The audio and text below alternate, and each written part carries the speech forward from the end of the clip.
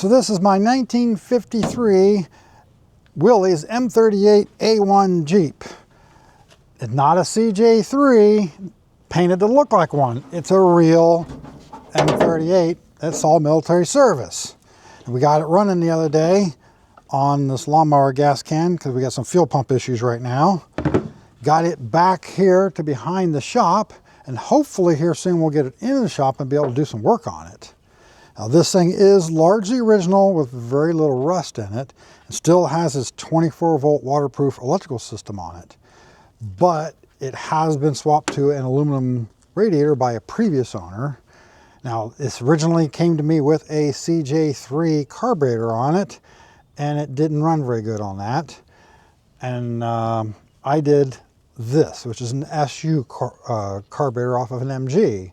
And it runs better on this than it did on the carburetor that came with it or the cheap Indian knockoff that I tried after that. So we're going to leave this on here since it's running good. And this is my David Bradley trailer that I intend to pull behind that thing. At some point in time, we're going to get this thing cleaned up, painted green to match, and I'm going to put it behind the Jeep. But for the moment, we need to make this thing serviceable again so that I can use it to move some gravel around for some areas around the shop here, which means I got to get some tires on it and service the wheel bearings.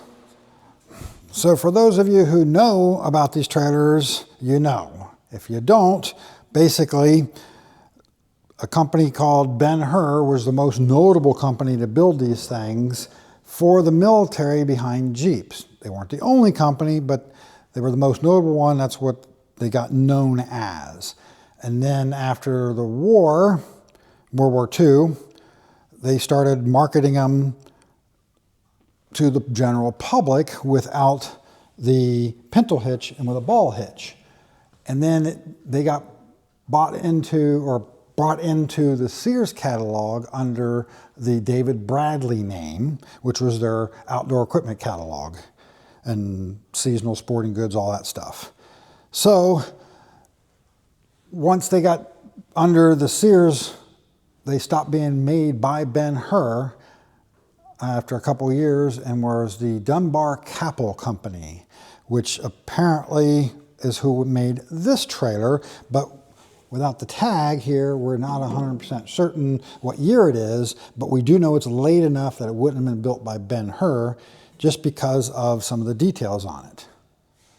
So the earlier trailers made by Ben Hur would have had the straps going all the way up here. They've been longer. These are the short ones. And they also would have had, instead of single shear, it would have been double shear here. But also, and on our trailer here, we have what they call the roadster style fenders, which is the later style fenders, and it's on 15-inch tractor wheels rather than the 16-inch Jeep wheels. And it also has the U-shaped squared off axle rather than the round one, which tells us that this thing would have been built no earlier than early 1948. Now these were in production until 1958. So that means this thing could have been built any time between 48 and 58, and we don't really know what year it is. Now the tongue does appear like it's an original tongue, and it isn't bent, which is a good thing, but the parking stand is gone off of it, the original one, which apparently most of them are missing the parking stands anyway, especially the early ones as they weren't very strong. This jack here is actually broken, but it does what I needed to do. It swings out of the way and down and holds it. So I'm going to leave that here, at least for now. This thing also does not have the original coupler on it, but it is the correct 1 7/8 size that would have been on it originally. But the original ones would have had the screw type one on it, not the lever type here. And I'm going to go ahead and leave this on here probably, because it works, it's effective, and I'm not going to switch to the pintle hitch for my Jeep, and we'll show you on the Jeep why. So while this was in service with a fire department, they had actually put this bumper on it here, and I'm not going to cut the bumper off. But the bumper covers where the pintle hitch is supposed to go, because that's supposed to come straight out here. So what I'm going to do is go ahead and just build a hitch that you can bolt to these that comes out with a ball on it so we can stick with the setup we've already got.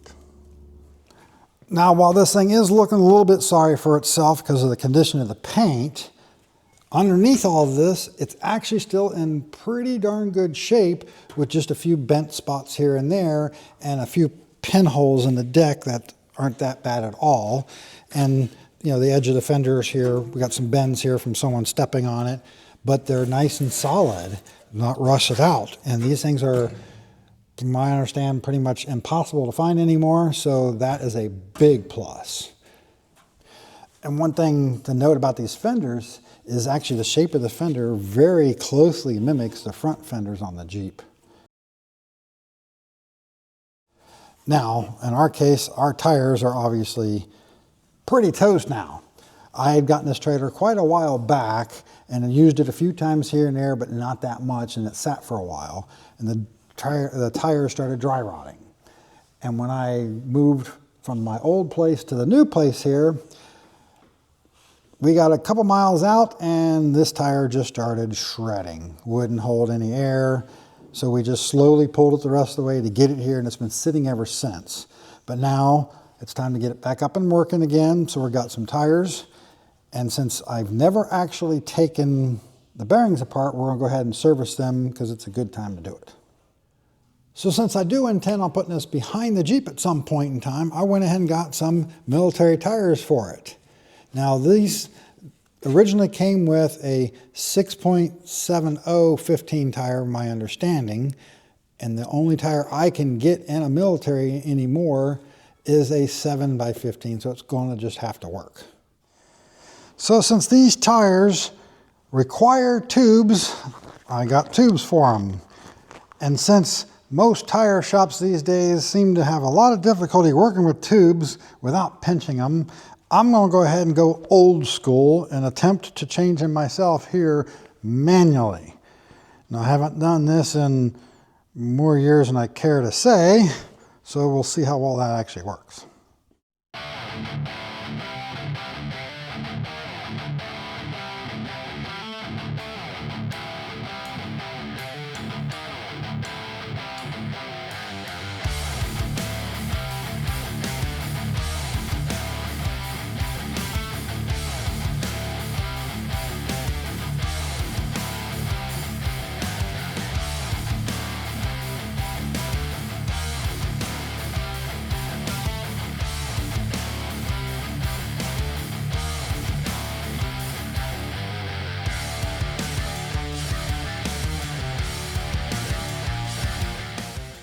So since I am putting the military tires on there and I do plan on painting it to match the Jeep, I went ahead and got some olive drab paint for it. And this is supposed to be a mil-spec paint too.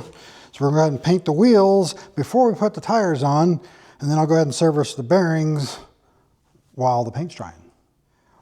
Well, it looks like I probably could have got away without even servicing these. The bearings look, at least this one looks really good here. Like it's not even that old. I don't know, before I got it, he might have just serviced it. And I haven't put that many miles at all on it yet. And the seal was looking pretty good with just a little bit of crusty crap on there from a minor bit of leakage, but not that bad. So after popping out the seals and the inner bearings, getting them cleaned up, we found that water had actually gotten into the inner bearing through the seal. So we're not going to trust those. We're going to go ahead and replace those along with the seals. Now let me get my notes here so I don't get this stuff wrong. But for all the Dunbar Kapple built trailers, apparently, from my research, all of the part numbers for the bearings, the Timken bearing for this is 14136A, and it's actually a fairly common number within trailers and equipment. The outer bearing is 09078, and this is a Timken number as well, and it's actually only fits like 2 years of Hudson, but common on equipment. And the seal here is a 203002. Now that one turns out to be a fairly difficult one to actually find in stock somewhere, but it cross-references to an SKF number of 17617, which can be found much more readily, as it actually fits a 49 through 54 Studebaker pickup, but also lots of equipment, farm and industrial equipment. So if you live in the city, you're unlikely to find this stuff for your trailer at your local parts store, but we're in farm country. So I went to my local Napa, seals were just sitting on the shelf. Well, now we're gonna go ahead and try to put the tires on the wheels by hand. Now, back in the day, I used to just use the little hand cleaner, non-pumice hand cleaner, just a little bit around here, but I don't have any right now. You can use kind of anything you really want to use, lubricant-wise, or just as long as it's wet, it should go on. But I use Vaseline a lot for like seals and stuff. Now, you might think, oh my gosh, why would you use that? Because it's make it slip on the wheel. But I found doing seals, you can rub this stuff on there, make it slick and get it on there, and the next day you come back and it is not slick. It absorbs in there, it's not going to make it slip on the wheel, or it shouldn't.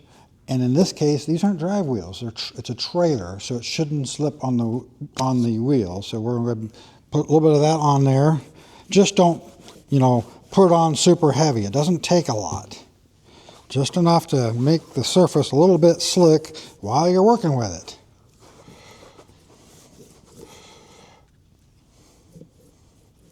So we'll just put a little bit of that on there.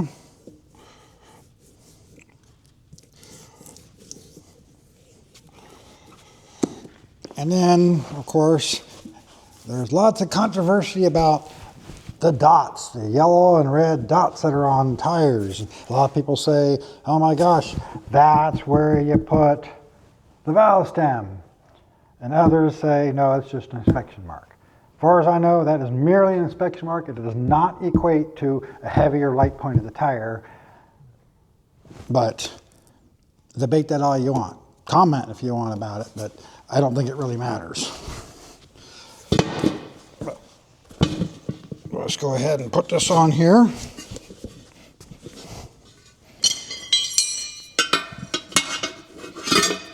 Oops. Come on. Oh, get. Come on.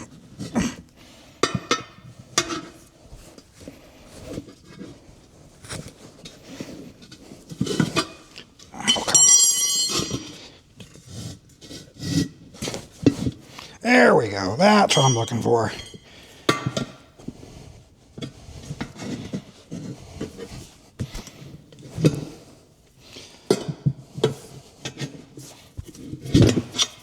Boom. So now we got to put the tube in here. And what I bought was a heavy-duty truck tire tube. These actually have extended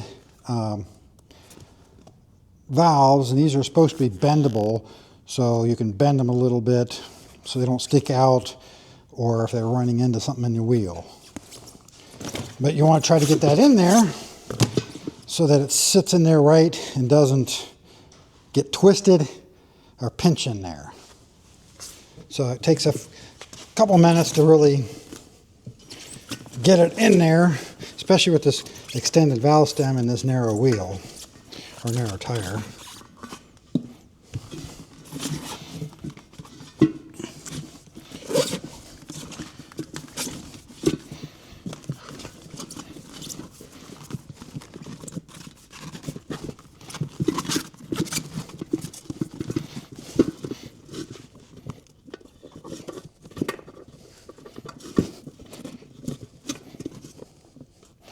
This tire does collapse down pretty narrow, making that a little bit difficult. We'll get this in here.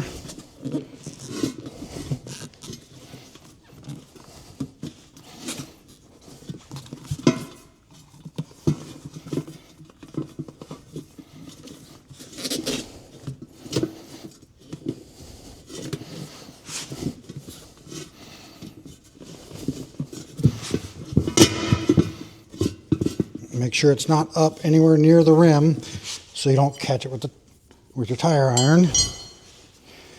And we'll lube up this Just a little bit.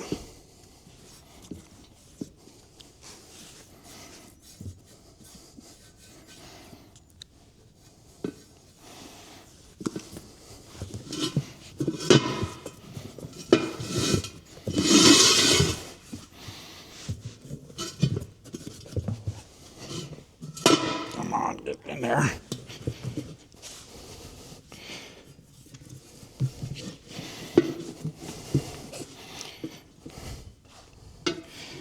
Get that position so that tucks in to the lip of the wheel here.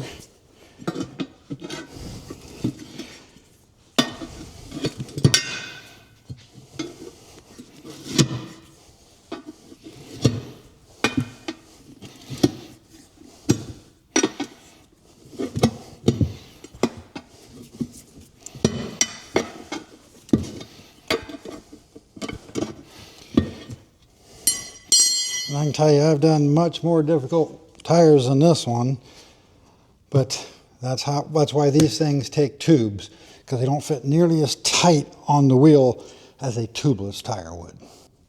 So now I'll go ahead and get about 5-6 pounds of air in it, and then kind of bounce it around, make sure that the tube isn't twisted and it's sitting right.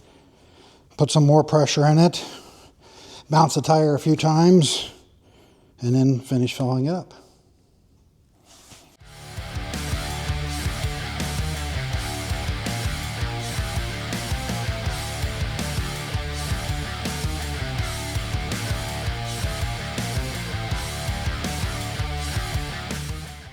So after I got the tires mounted, I ended up getting a call that I could go grab some ground up asphalt, but I didn't have enough time to finish putting the trailer together and actually film it. So we just got it done real quick and went and got a load of probably more asphalt than we should have put in for one load, but it handled it just fine.